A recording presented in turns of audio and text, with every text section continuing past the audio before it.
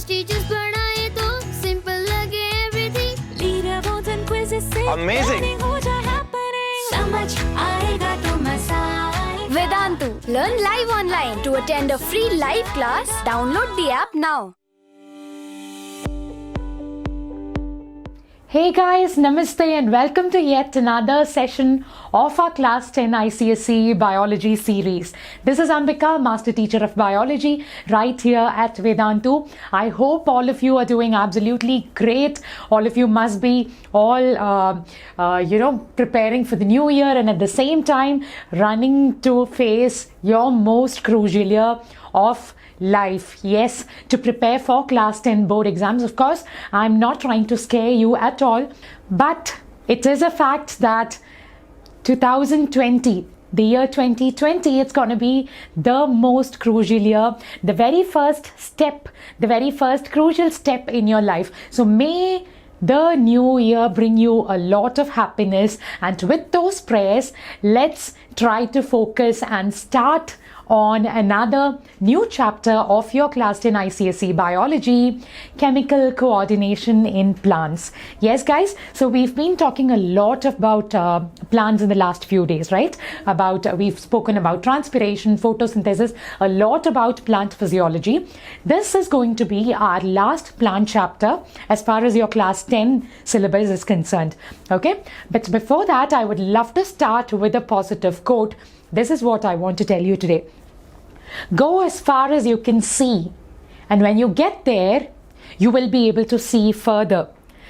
Okay, I think that's beautiful because many of us feel completely lost in life. There can be situations for every person, every human being can face this at some point or the other in their lives. You may feel stuck. You don't know what your long-term goal is. You don't know what to think about, what to dream about, what to aim at. So if that is the case, do not worry. It's completely normal. It can happen to everyone at any point of time. So what do you do? To solve that, just think of a short-term goal. How can I make the best use of today? By the end of today, have I managed to become a productive person? Have I done something productive today? Keep doing that every single day. Together, eventually, you will definitely reach a point where you will have clarity to see much more about your future and, of course, work according to that. Okay? And with that, let's get started. But I would love to tell you a lot of other things that we have in Vedantu out here for you. For those of you who are very, very ambitious and you would really, really want to achieve great marks for your Class 10 ICSE boards, we have some courses designed for you. Of course, here on YouTube, we have the team on the Vedantu 9th and 10th channel creating a lot of amazing content out there for you. For ICSE, we've been focusing mainly on biology, but out there on the Vedantu platform, we have a lot of courses designed exclusively for each one of you, one of which is called the micro courses. Yes, so this is especially for those of you who want help with specific chapters of specific subjects that you have trouble with, that you really, really want to improve yourself in. Okay, because board exams are very, very close by, just about 2 months away. Now is the time to identify your weak chapters and your strong chapters and your weak subjects and your strong subjects and go about it accordingly. Micro courses are very, very useful for you in that sense. So I would suggest make use of these micro courses because they are very, very reasonably priced, also starting as low as 11 rupees, just 11 rupees, imagine. And you can use the code AMMIC. And of course, visit the link for the micro courses, the micro course section of the Vedantu website to get more details on this. I think it's already getting late. Before you reach February, the month of February, I would suggest you must go through these at least once because we have a lot of these amazing features, quizzes, assignments, tests, and all the key concepts discussed in a very, very crisp manner for you, which will certainly be useful for you. And for those of you who want something like a crash course, okay, you feel it would be great as a revision tool, in my personal opinion also, a crash course at this point of time can be a great study tool, a great revision tool. We have all of these amazing features. We have a lot of comprehensive tests designed. We have live classes by the best teachers at Vedantu. You get access to a lot of quality assignments, analysis of your assignments. You get to interact with a lot of expert academic mentors, and the best part is you get to watch the replay or the recording of those sessions that you have missed, which means that you get these available at your convenience. And yes, we have special previous paper analysis, important tips and tricks, all of which will boost your confidence very much in the crash course. So yes, this is how step by step you can get subscribed to our crash courses. Do visit the link, and this is how you can go about it. The code that you can use to avail a great discount. The normal amount payable, as you see here, is 15,998. Using the code AMCC, you get a very good discount, and you can avail the crash course for your entire year syllabus at 7,999 only. Okay, children? So make use of this and make yourself a much better student and a much more confident person before your board exams. Okay? Yes. And as you know, Vedantu app has been awarded the User's Choice Award. Thanks a lot for voting. All of you are the users, and do keep using them, because we do have a lot of amazing content out there. And do join our Telegram group for all our updates, and keep interacting with our teachers regarding any of your academic doubts. Yes, and most importantly, do not remember to hit the like button if you have been enjoying our work. Please do share it with all your friends, whichever grade they may belong to, whichever board they may belong to, so that they get to benefit from all the sincere work that we here at Vedantu are doing. And do remember to subscribe to our channel Vedantu 9th and 10th right now. Hit the subscribe button right now so that you do not miss on any of the updates that we have. Okay, with that, let's get started with our topic for today, which is all about chemical coordination in plants. Yes, be it plants or animals or any other living organism, we know that they undergo a lot of life processes. A lot of life processes occur within the bodies of living organisms in order to keep them alive, in order to keep them healthy. Right? Growth, development, everything is important, and metabolism on a day-to-day basis, everything is important, right? So this is roughly an image that represents plants, and here I've just given you an image which summarizes a lot of the activities that happen in a human being, okay? Example for an animal. Yes, now comes the big question. What is it that controls these processes? All of these do occur in our bodies. All of such things do occur in plant bodies. As we've seen, transpiration, photosynthesis, everything occurs in plant bodies. But what is it that controls these processes and controls growth and development? Let's try to understand. In the case of human beings, we know that there is a very, very dedicated endocrine system, your glands and all the associated hormones, and a very, very dedicated nervous system, right? Control and coordination. We've discussed all this in the respective chapters. We know they are what control the rest of the human physiology, all the other life processes like digestion, respiration, excretion, circulation, even reproduction for that matter, right? Now, in the case of humans, we do know this. What about plants? What do you think controls growth and development in plants? Let's try to understand that. Of course, we do know that conditions like these, like moisture, light, temperature, environmental temperature, use of insecticides, fertilizers, soil quality, good quality seeds, water, all of these are very, very important for a plant to be able to grow normally and develop optimally. Right? But is that all? These are all external things that we are talking about.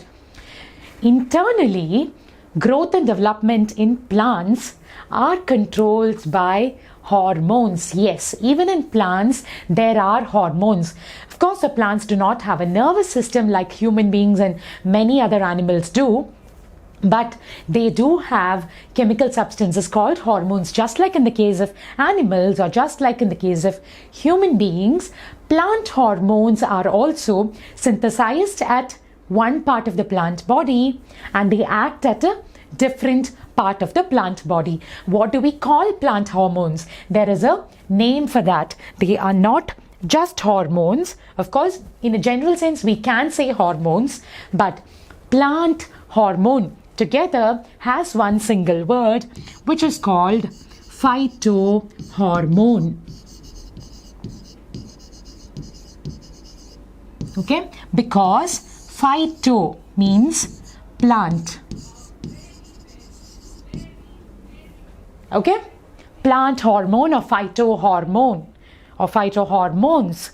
Okay, so yes, keeping that in mind, let's go ahead and see what are these plant hormones. There are many of them, but we group them specifically to be able to understand them better.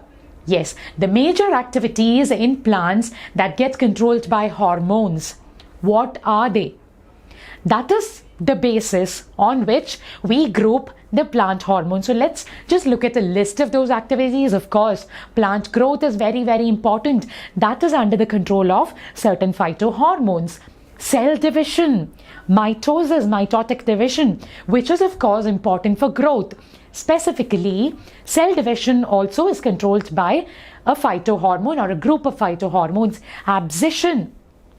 What do we mean by that? Abscission is the leaf abscission or falling off or shedding of plant parts once they have attained complete maturity. That is what we call abscission. That again is under the control of certain phytohormones. And yes, functions like fruit ripening. So let me just write that also here.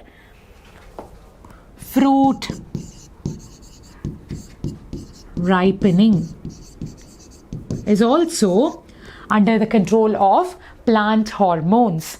Okay, now let's go ahead and look at the names of these plant hormones based on which of these functions they perform. Okay, plant hormones or phytohormones can be grouped under two major categories, broadly speaking. Okay, one is called growth promoters and the other is called growth inhibitors. What do you understand by that? Of course, growth promoters are those that help in growth.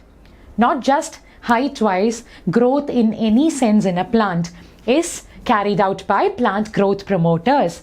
Plant growth inhibitors are those that would have an antagonistic effect. Basically, they oppose plant growth or inhibit plant growth. That is why we generally call them plant growth inhibitors. There are three major hormone groups under plant growth promoters, which are the auxins, gibberellins and cytokinins. A, G, C. Okay, auxins, gibberellins and cytokinins. And then growth inhibitors are two of them, abscisic acid and ethylene. Okay, so keep that in mind, children. Growth promoters and growth inhibitors. I think abscisic acid and ethylene are easier. Abscisic acid, the name gives you the hint of what it does, but just hold on for a bit. We will discuss each of these, what they do, where they are located and all that a little in detail, and after that we'll come back to this flowchart. Things should be much clearer to you. Okay, so let's get started with the very first one, which is all about auxins. Now auxins is a group of phytohormones. It's not one single hormone. It's in fact a group of phytohormones under which there are a lot of types, like indole acetic acid, for example, is a type of auxin.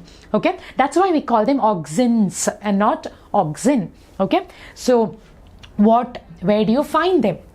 You find auxins at the meristems of apical buds, young leaves, etc. If you recall what the meristem is, basically the tips of the growing parts of plants, right? That is what we mean by meristems, located at meristems of apical buds, which are terminal buds, young leaves and all of them, because a lot of growth happens there.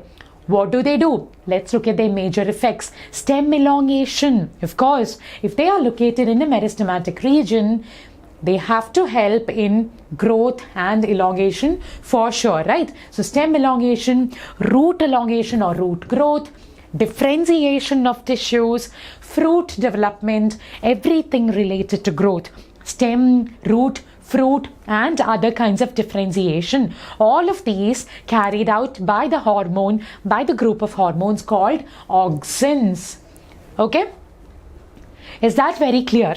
I understand it can be a little tricky to remember this, but think of your own ways of forming a story. Auxins, think of an ox or something like that, ox, the animal ox, just so that you can form a story in your mind much more easily. Okay, I'm just giving you a hint because the weirder your imagination is, the weirder your story is, the easier it becomes for you to remember this. I have talked about this in a lot of my previous session also, because this chapter can be a little confusing and it is worth studying it that way also because of the kind of questions that come from this particular chapter. Okay, so that's about auxins. Yes, this is just a plant out there. The growing tips, just look at that, just relate what I have told you with the plants that you see here. You find auxins at the meristems of apical buds, young leaves, etc. And the effects, as I've told you, everything related to growth, stem elongation, root elongation, differentiation, fruit development, and so on. Okay, with that, let's go ahead and look at the next one, which is about cytokinin or cytokinins, to talk about the group of hormone. Where do you find them? They are located mainly at the roots, fruits and young embryos of the plants. What do you think they will do?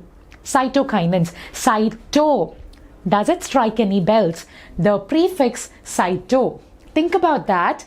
Think about what comes to your mind when you think of cyto, and then I will tell you what it does. Okay, look at the very first one. That is so much related to the prefix that I've highlighted over there, right? Stimulates cell division. Cyto is cell, right? Stimulates cell division. Cytokinin is cell division, something that's involved in cell division. Name clearly tells you that. Secondly, it delays the aging process in plants. We call the aging process by a term. It's called senescence. Senescence.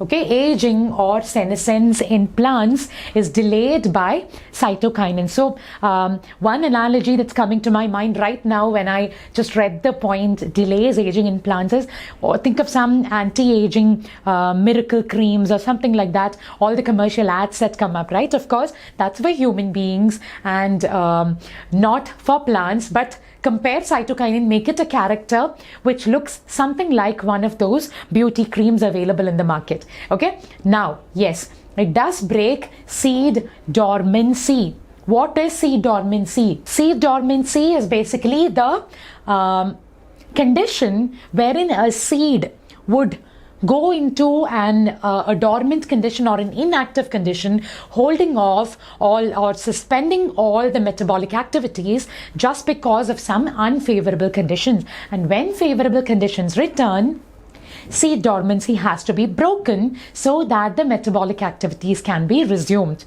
So cytokinins are a group of hormones that help in breaking seed dormancy. That's why, again, it's called a growth promoter. Right? And yes, it does promote seed germination also because stimulates cell division. So obviously it would have a major role to play in seed germination. So these are the four major effects of the hormone, the group of hormones called cytokinins. Even if you just remember stimulates cell division and delays senescence in plants, I think that would be good enough. Even if you don't remember all the four, that's absolutely fine. Think of a story in the manner like I've told you. Okay, guys? So let's go ahead and look at the next one. Yes, the next hormone is gibberellin, the third growth promoter hormone that we talked about. Auxins, cytokinins and gibberellins. Okay? Yes. Where do you find them? You find them again at the apical meristem, young leaves, embryos, etc. Because like auxins, gibberellins are also involved in a lot of growth processes. Like you see here, stem elongation, increase in fruit size. Yes, and it improves shape of fruits. What can be more interesting, right? Improves the shape of fruits. Gibberellins. And that's about the function of gibberellins in plants. So once again, all the three, auxins, gibberellins and cytokinins, or auxins, cytokinins and gibberellins. Think of a mnemonic to help you remember that. Auxins, cytokinins and gibberellins. Okay? Yes. Now coming to the next hormone, which would obviously be a growth inhibitor, right? And that is abscisic acid. Now at the start of this session, I did tell you to think about what could possibly be the function of the phytohormone abscisic acid, because in some sense, it's more or less directly giving away what it does. What can that be? Anyway, before that, let's look at where it's located. You find it at the root, stem, leaves and fruits. Okay, almost every part, because growth inhibition has to happen in different senses, in different manners in all of these plant parts, right? What does it do? Yes, it inhibits growth mainly. You have to remember that because it's a growth inhibiting hormone. Secondly, it helps maintain bud dormancy, opposite of what we saw earlier, wherein we talked about a hormone that broke seed dormancy. This one, because it's a growth inhibitor, it helps maintain bud dormancy. Okay? Yes. Now, it also helps close stomata during loss of water. Okay, so all such activities are controlled by abscisic acid. Now coming back to the hint that I was trying to give you. Does it strike any bells? Yes, the word abscission. Yes, we all know what abscission is, right? Abscission. The falling or shedding of plant parts once they have achieved maturity. That is what abscission is. So abscission, abscisic acid, helps in leaf abscission, helps in abscission in general. So that is one major function of abscisic acid. And of course, we have one more last hormone to talk about. Let's look at what that is. And that is ethylene. Okay, what does it do? You find it at the stem nodes. What are the stem nodes? These parts, right? These parts wherein there's the junction between the stem and the start of the leaf. That is what you call the stem node. You also find them in ripening fruits and also dying leaves, because these are also growth inhibiting hormones, right? Ethylene. Now, apart from these, there's a very, very unique feature that the hormone ethylene has. And that is the fact that this is the only phytohormone which is found in the gaseous form. Yes. Now, this is one possible multiple choice question or a fill in the blank question, or it can just come as part of a name the following or give a biological term for the following or something like that, but definitely worth 1 mark. Name the gaseous phytohormone, and the answer is ethylene. Now, what does ethylene do? First off, you know that it's a growth and development inhibitor. It inhibits growth and development of roots, leaves and flowers.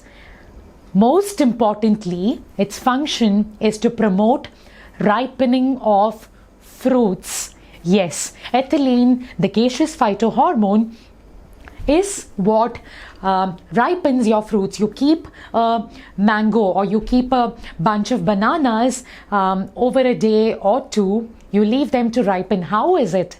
What is it that helps it convert from the green color to become a softer and a brighter colored fruit? it is because of the action of ethylene. Okay, so keep that in mind. It's probably one of the most interesting hormones that you can ever think about because of its application in our day-to-day lives, right? But unfortunately, I've heard that ethylene is illegally used just to induce artificial ripening in a lot of harmful sense also. Anyway, just keep that in mind. Remember for your exam that it helps in fruit ripening.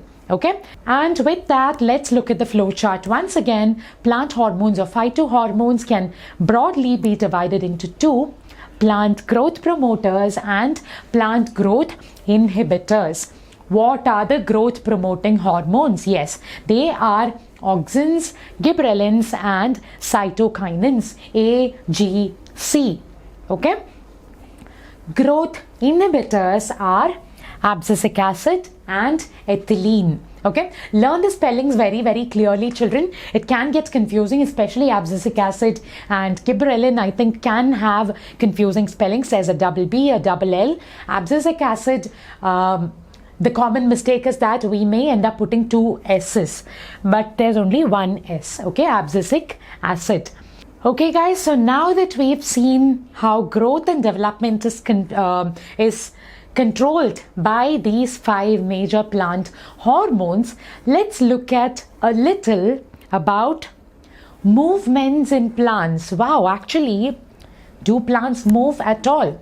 That's also another interesting thing to think about. We do move from one place to another, but if a plant wants to eat something, can it move from its location to its place where it wants to go to? Definitely that's not possible. I am not talking about locomotion. Movement which can happen at the cellular level or movement which can happen at an organ level, that is also a type of movement, not just having legs and arms and moving around from one place to another, which is what locomotion would mean. Movement is something beyond that. Let's look at what kinds of movement can be seen in plants. You can broadly categorize plant movements into 2. Okay, what is the basis of that? Well, I would tell you that this classification is based on the direction of the stimulus. Why would a plant move in the first place? Of course, it should be in response to some stimulus, right? So there are some types of plant movements which are direction dependent on the direction of the stimulus. Okay, direction of stimulus. Secondly, there can be those plant movements which are independent of any specific direction. Okay, independent of direction.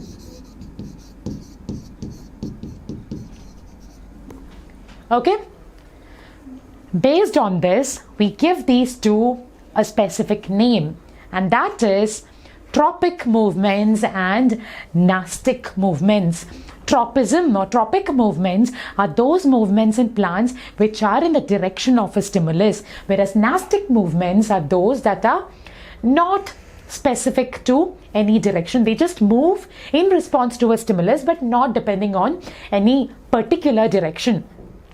To give you an example, sunflower, you know that it moves, if you observe it through the day from morning till evening, till from sunrise to sunset, it's a beautiful thing, right? Especially if it's a field of sunflowers. You must have seen at least on television that they beautifully move towards the direction of the sun. It's not actually that their face is moving, although it may look like that.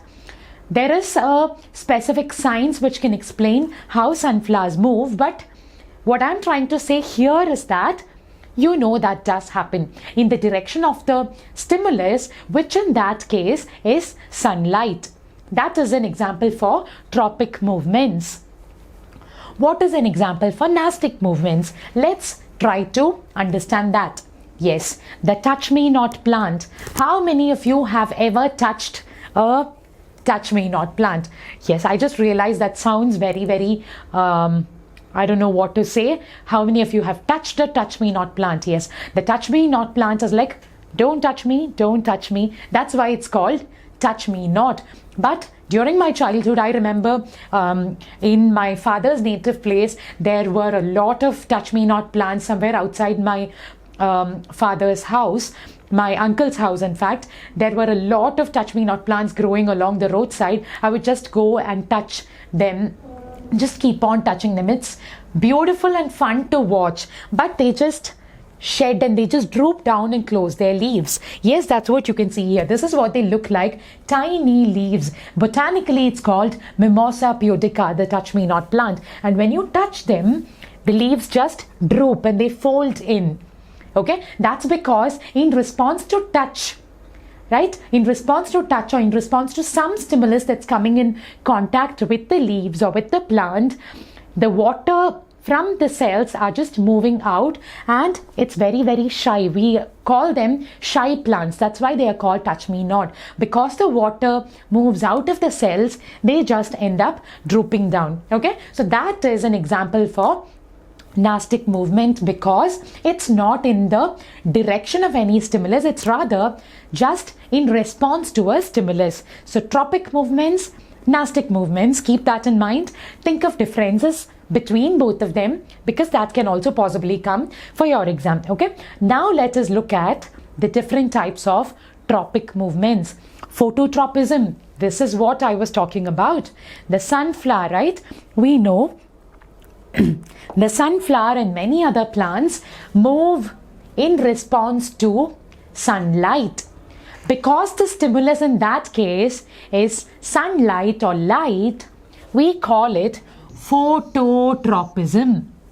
Movement in response to the direction of light. I think this is a very, very cute cartoon of a tree just bending down in the direction of sun. Anyway, plants generally, the shoot of plants generally grow towards the direction of sun, right? Whereas roots would grow away from it. So what I'm trying to say is that plant parts can either be positively phototropic if they are moving in the direction of sunlight, or they can be negatively phototropic if they are moving away from the direction of sunlight. Positively phototropic. A phototropic should tell you it is in the direction of sunlight. Positively is towards and negatively is away from. As simple as that. Okay? Yes. Now, coming back to where I stopped while talking about sunflower, I told you it's not exactly that it's able to sense and face the direction of the sun, right? In order to move towards its direction. There is actually a hormonal mechanism that occurs in such plants. This is giving you the gist of it. Okay. Now I told you that auxin molecules, right? Auxin is a type of phytohormone which is found at the growing tips of plants. Now these pink dots that you see here are all representing auxin molecules. IAA is a type of auxin, indole acetic acid. Now as you see here, when sunlight is overhead, just above the plant, IAA molecules, or these auxin molecules which are produced by the apical meristems, are distributed evenly across the shoot of the plant. Okay, so basically auxin molecules are responding to sunlight. They can of course sense where sunlight is coming from, and based on that they get distributed across the shoot of the plant. Okay, now in the second picture you see the sun has moved off a little further away from overhead. It's moved slightly away from it. Now what happens? What happens to the auxin molecules? They move in the opposite direction. If the sun moves there, auxin molecules are like, no, we'll get sunburnt. Let's move away from the sun's direction. And what happens? IAA molecules, or the auxin molecules, are moving to the opposite side. So what happens? What is auxin's function? Just think about that. Recall that auxins are involved in growth, right? So what exactly grows? cells on the side where auxins are concentrated would grow or rather elongate. And because of that, because of cell elongation on this side, it ends up bending. And ultimately, when you look at it from outside, it looks as if the plant is bending towards the direction of sunlight. And I think that is a very, very beautiful mechanism even to just think about. And these are among the very, very simple yet intelligent beauties of nature, right? It's just a phytohormone. From a human perspective, it's very, very simple compared to our endocrine system, but so many things happen even in plants. Okay, that's why I thought it's just interesting for you to know. Not that it's part of your syllabus, but you must certainly know that phototropism occurs because of auxin, okay, the phytohormone auxin. Now, another type of plant movement, another type of tropism, which is geotropism. As photo indicated light, here geo indicates earth or gravity.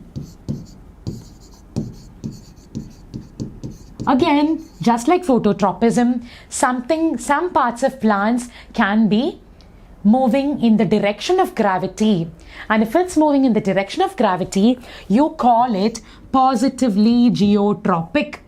Yes, this is a plant, it's growing towards gravity, underneath, into the soil, and that is positively geotropic.